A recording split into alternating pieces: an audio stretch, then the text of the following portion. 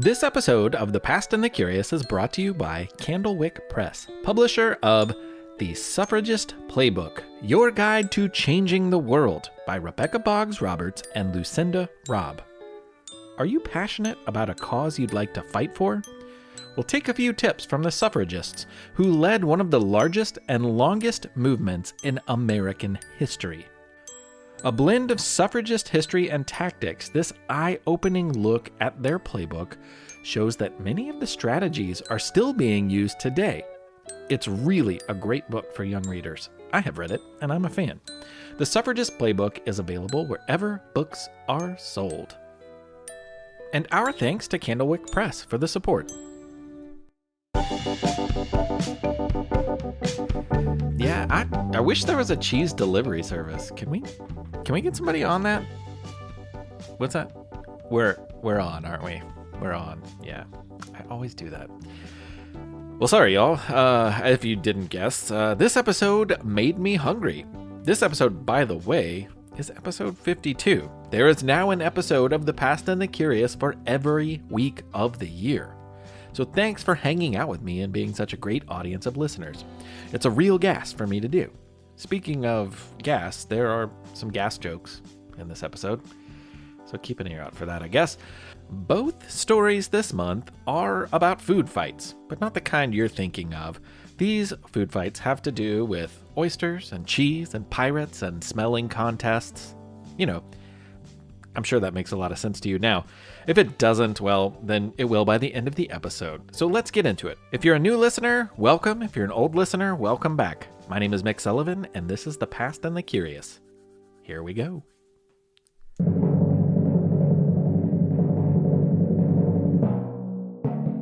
It was the last day of February in 1883 when a man known as the Toenail Governor commanded a cannon-equipped steamer as it barged up the waters of the Chesapeake Bay. He was well known, so pirates were on the lookout. When he came upon the anchored pirate sloop Dancing Molly, the crew of 3 on board rushed to escape before they were captured. This pirate crew, by the way, consisted of 3 women, a mother and 2 daughters. The mother took the helm while the daughters unfurled the sails. Catching a soft wind, Dancing Molly cut through the salty bay with the steamer on her tail. They knew that if they could make it to neutral water before being overtaken by the Toenail Governor, they'd be safe. It was a tight race, and when cannons were fired in a warning to surrender, the women ignored it, continuing their hasty escape. Soon, a stiff breeze picked up and carried them to safety, leaving the big steamer behind in its wake. The chase was celebrated in newspapers from Virginia to Maine.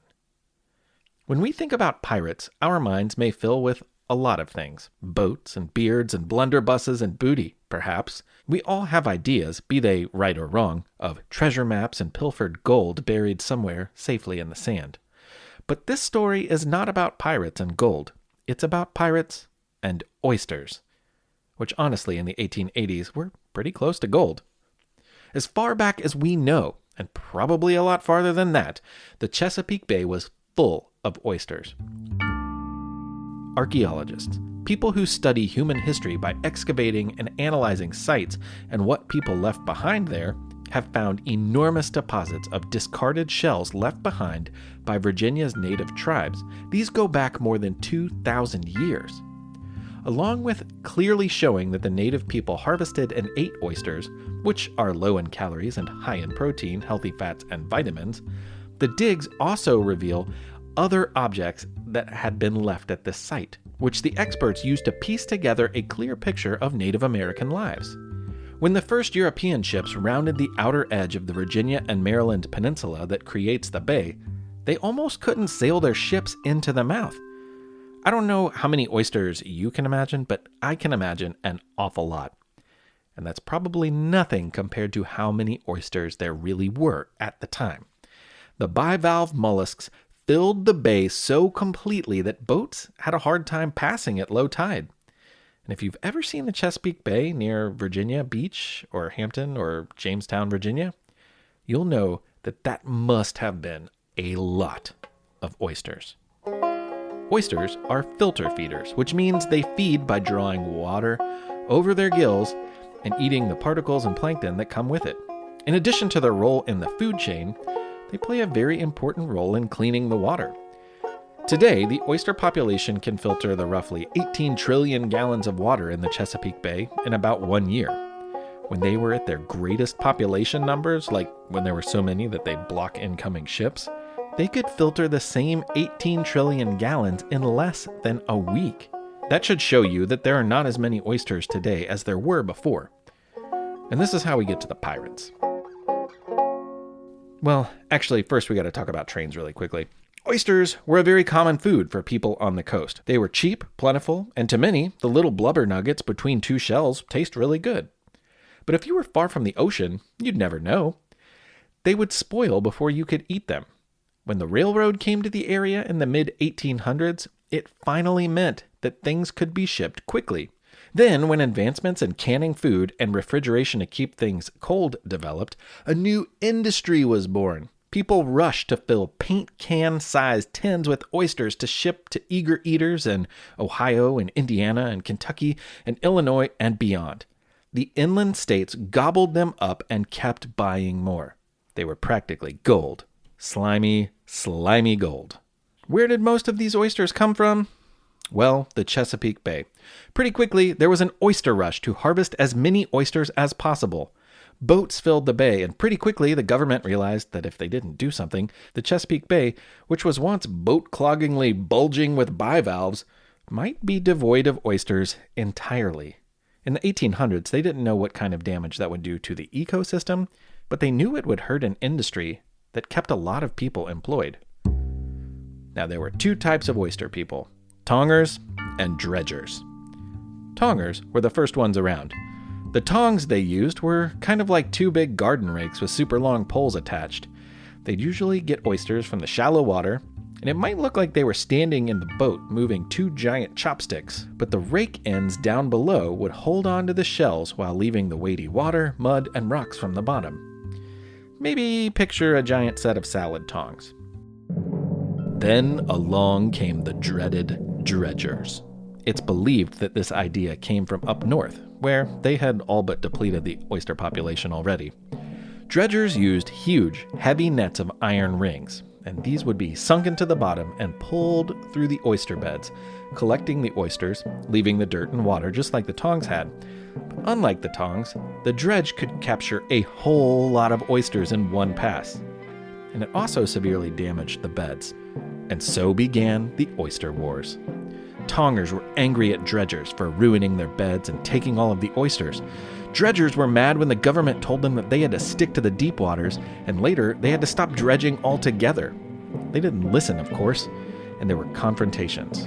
They believed that they were free to take as many oysters as they wanted and leave the bottom of the bay in disarray in the process. There were fights, guns fired.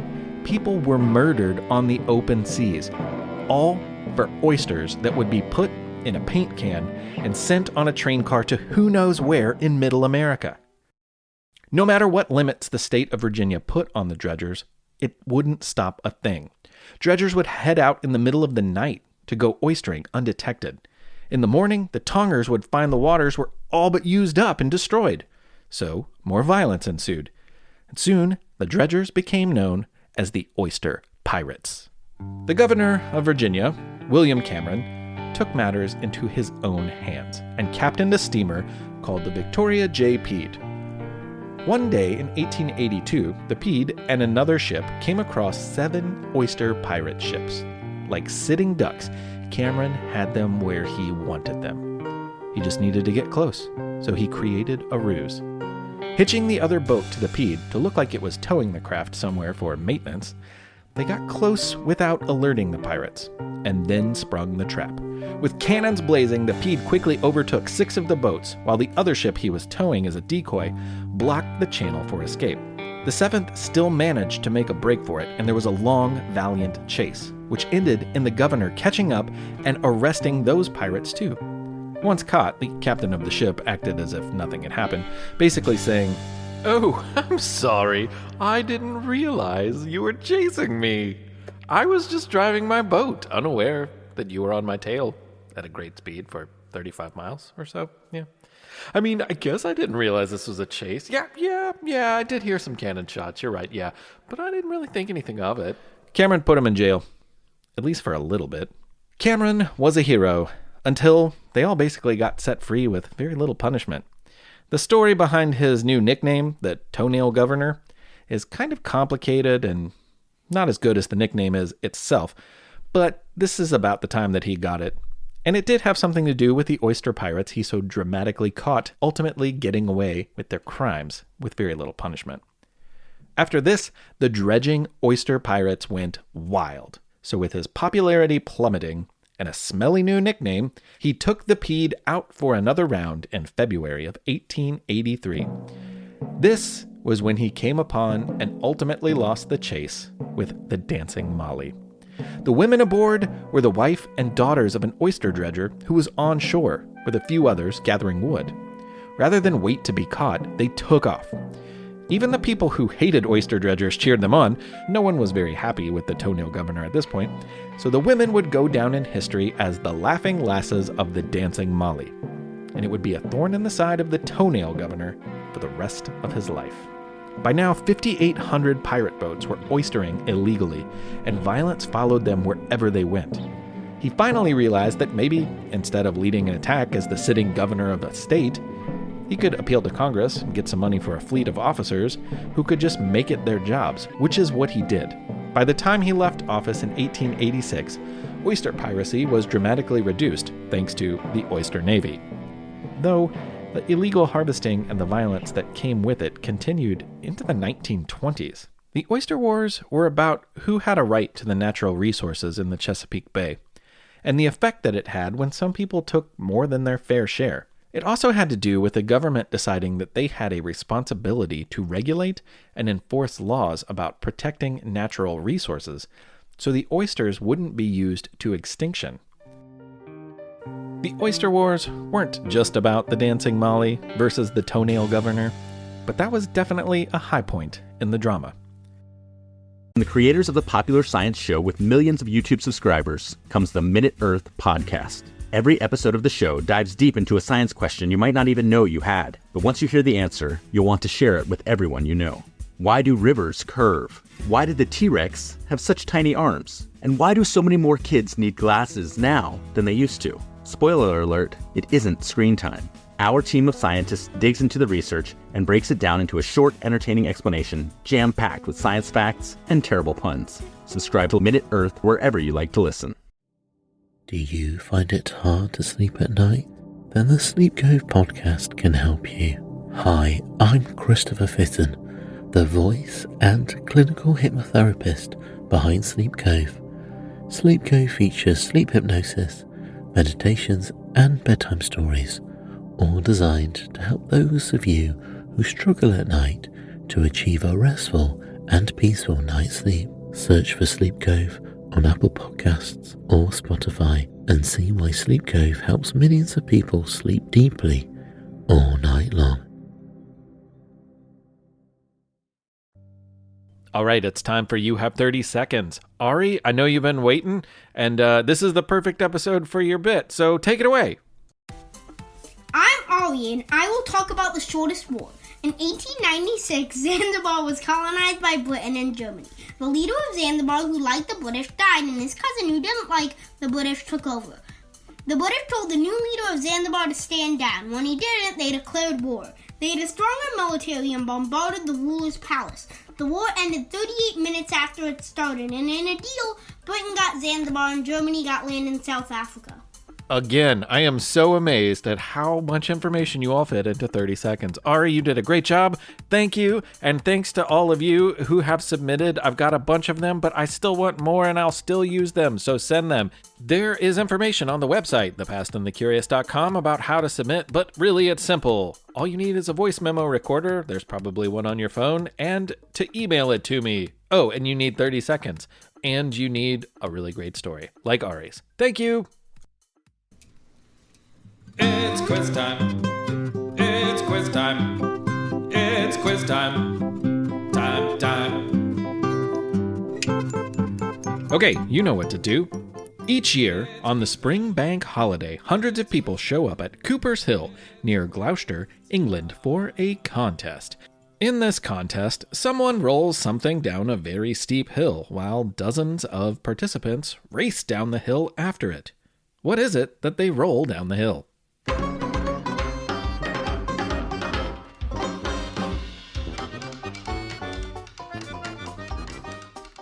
It's a wheel of cheese. It's a cheese wheel. More specifically, it is a 7 to 9 pound wheel of double Gloucester cheese. The hill, which is filled with ruts and is about 200 yards long, makes for a dangerous chase. Often people tumble head over heels in an effort to be the first person to the bottom and to capture the coveted cheese. I don't recommend trying it at home. Okay, question number 2. In the 1950s, George Devol invented the Unimate, which was the first robotic arm.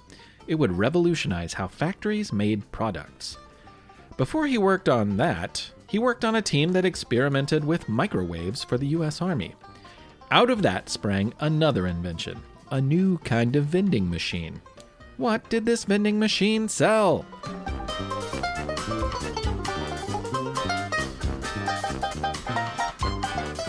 It was called the Speedy Weenie, and after you put in your coins, it would heat up and spit out a hot dog. Famously, one of the very first Speedy Weenie machines was installed in New York's Grand Central Station. Many people in the 1940s were afraid of microwave technology, but the Speedy Weenie did a lot to ease their minds and fill their bellies. Your third and final question. What treat was invented in 1905 by 11-year-old Frank Epperson by accident one cold, cold night?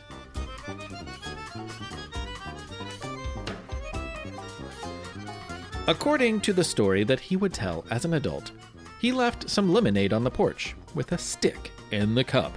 And when he pulled the frozen liquid out by the stick, it was a moment of happy accident. When he was 23, he filed a patent for the chili treat. Originally, he called them Epsicles, but he switched to Popsicles before the patent. There are stories of similar ice pops before Frank, so he likely wasn't the first person, but he did get the patent, and he is the reason Popsicles are familiar to us now.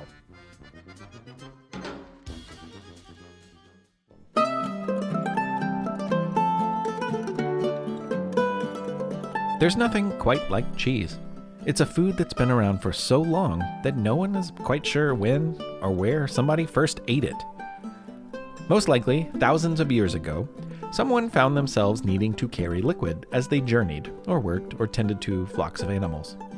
In an effort not to waste anything, sometimes people would use the bladder of a slaughtered animal. While it's pretty gross to consider as a drinking vessel, a bladder does do a good job of holding liquid. I mean, yours does it every day, right? But sometimes people would also use the stomach of an animal instead. And the stomach of an animal also holds liquid well. But while doing so, it could also have some things like bacteria, other stuff in it. This wouldn't really do much if the person was carrying a day's worth of water in the stomach bag. But when that person put milk in there, something remarkable happened. There's a good chance cheese was just a happy accident that happened under these circumstances. In the repurposed animal stomach, the milk would curdle, turning it into something sort of like cottage cheese. This new goo would actually keep longer than the original milk would have, which was good. Milk can spoil quickly in the hot sun, so people quickly learned to appreciate the chemical reaction that took place. Soon, someone tried adding salt, straining the curds from the liquid, and even tried letting it age. And this is how nearly every cheese in the world starts. And in the thousands of cheesy years that have happened since, people have added things, used different milks, even aged it in different places. And as a result, we get different varieties like cheddar, Havarti, Gouda, Parmesan, all of the cheeses that you can imagine. And every cheese has people who love it. Even Limburger. Limburger cheese also has plenty of people who detest it, as you will clearly see. The reason most people turn up their nose at Limburger cheese is because the recipe calls for a special bacteria to be applied to it as it's aging. Brevibacterium linens, the secret ingredient, is actually found on human skin. It's the bacteria responsible for foot odor. And like many feet, Limburger cheese stinks. Its origins begin in the French-speaking region of Belgium, known as the Duchy of Limburg. And despite the stank, it became a popular food among many German and Swiss immigrants in America. Many of these people settled in Wisconsin, which is basically the only place the cheese is still made in America today. It is, and always has been, a classic case of a food that some people love, and some people love to hate. It was 1935 when a woman in Independence, Iowa, went to Dr. McGrady's office complaining about her sinuses. She couldn't breathe through her nose, and it was hard to work in the day, and it kept her awake at night. That's a total bummer. You know it. I know it. Dr. McGrady knew it, but he didn't really have anything to offer her in the way of nose unclogging medicine. So instead, he wrote a prescription for Limburger cheese. His thought was that the aroma of the Wisconsin cheese, which many people have compared to gym socks soaked in ammonia, might just do the trick. An order was placed for out-of-state delivery, and somewhere up north, the cheese was wrapped tightly, 2 layers, and the postmaster of Monroe, Wisconsin, approved the shipment. Easy breezy, stinky cheesy. The postmaster, a man named John Burkhart, was a big fan of Limburger. He had eaten his fair share of the funky fare, so he didn't give it another thought. As soon as it left his sight, he moved on to other things, though the smell probably lingered a bit longer. Once on the delivery truck in Iowa, the cheese had a different effect altogether. It quickly dawned on the unsuspecting mail carrier that something was off in his truck. He sniffed around at first, trying to locate the offending odor. He checked under his own arms. Nope. So he drove on. Then it seemed to get worse. He checked the bottom of his shoe. No, that wasn't it either. A deeper investigation led him to his mailbag. The smell was coming from one of his deliveries. It was a little block of cheese. The non-stop nostril assault of the Limburger made him so sick that he turned his truck around and went back to the post office. He refused to carry something in his truck that had nearly made him lose his lunch.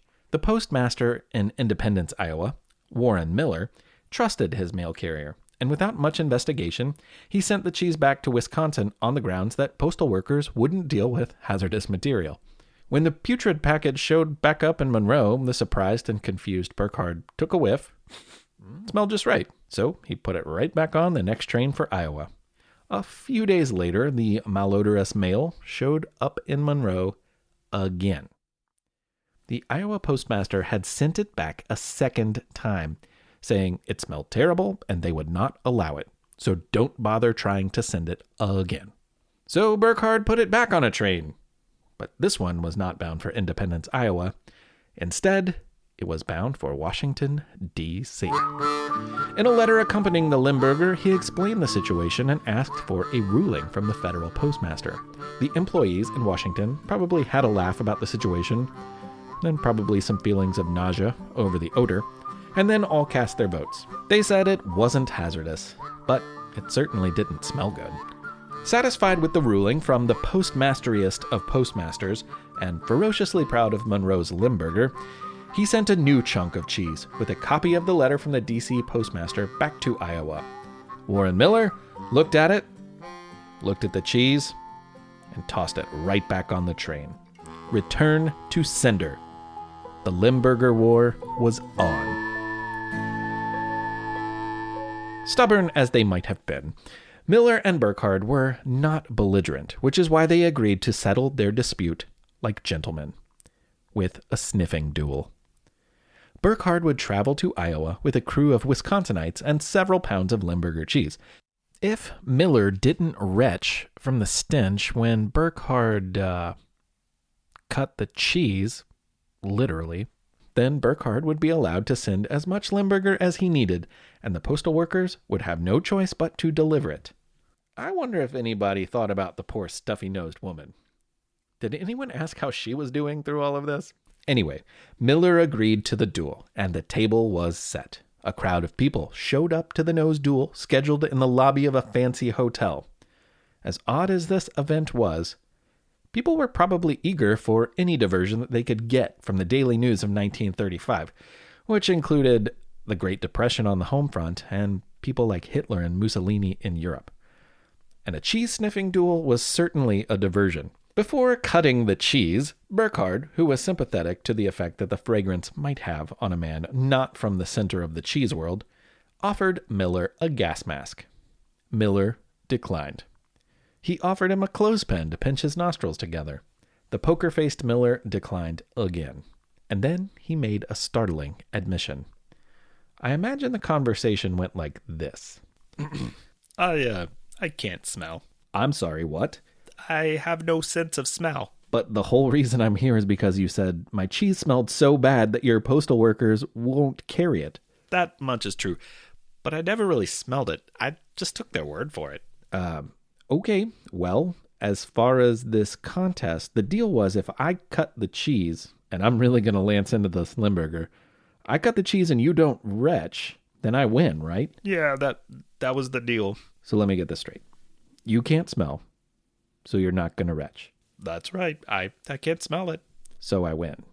Yeah, you win. You can send us your cheese. So why are we here? Guess I kind of got caught up in it. But look around. These people are excited. Figured it would be a good boost for both towns. Yeah, okay. I dig that. Well, we're all here, and I got all of this cheese. So what do you say we start cutting it and give everyone a show?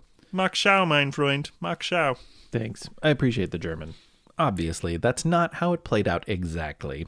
But Miller's lack of sense of smell was both surprising and made the event ultimately unnecessary. But they did go through the pageantry of cutting cheese and sniffing cheese. The two men also ate Limburger and onion sandwiches for the judge and crowd. But the duel was over before it began. Postmaster Warren of Independence, Iowa, agreed that Monroe could ship Limburger cheese to the town whenever he liked, as long as they kept it properly wrapped. In the fall that year, the residents of Monroe had an idea. In the years before the Great Depression, they held an annual celebration, simply called Cheese Day. There was music, dancing, parades, contests, and of course, cheese. The party had stopped somewhere in the late 1920s, as the general lack of money during the Depression had affected the lives of so many in the area. But with the Limburger War came a new attention to Wisconsin cheese. So they dreamed up a new Cheese Day, 1935 edition.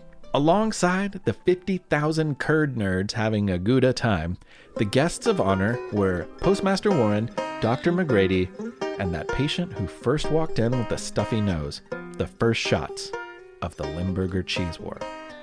By now, she was breathing easy and sleeping well.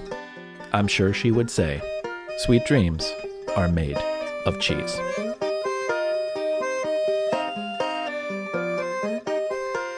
Well, there you go, everybody. Episode 52 is almost in the books. We got a little bit more stuff to do, some Patreon people to thank, and a song at the end. Thank you for listening, though. But before let's get that out of the way. As you might guess, there's more fun planned next month, as there always is, so be ready for that. Stay tuned. Okay, Patreon people, let's do this. Thank you so much. Juniper and Roscoe in Nashville. Hey, that's not far from me. I love Nashville. That's a great place. Juniper and Roscoe, thank you. Liam and Jill. Liam and your mom, Jill. Liam, thank you, Liam. And, oh, what about Nora and Everett Stoops? Nora. What's up, y'all? Everett. Nora and Everett. And also Oliver and Noor, the brother and sister team. Oliver and Noor, hello and thank you. I'm so glad your ears are out there. Taryn, I want to thank you. If there's someone else that I should thank, then let me know, okay? That also goes for you, Jessica Black, because I think you want me to thank somebody else too. Tell us. Just let me know. I sent you a message. Oh, wait, there's more. Liam and Juliet near St. Louis. And I understand that there's a little bit of fiddling that goes on in that family. And if you're from St. Louis and you fiddle, you should know about one of my heroes named John Hartford. I sent you a long message about him.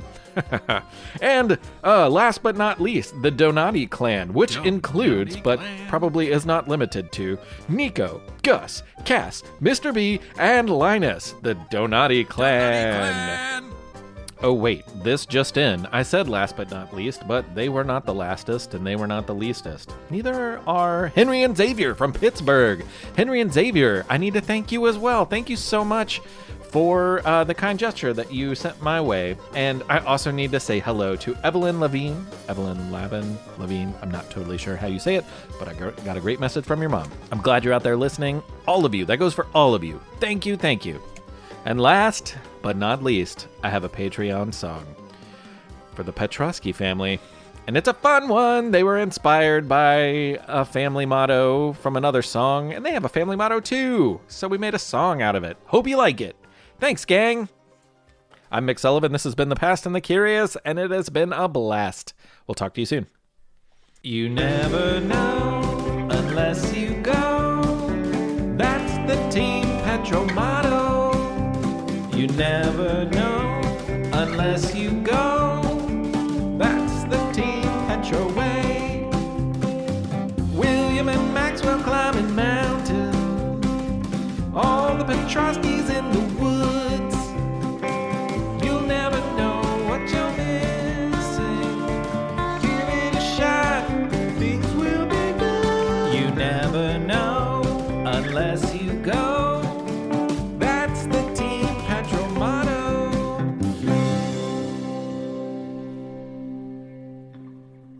Thank you, everybody. We'll talk to you in February. My name is Mick Sullivan, and this has been The Past and the Curious.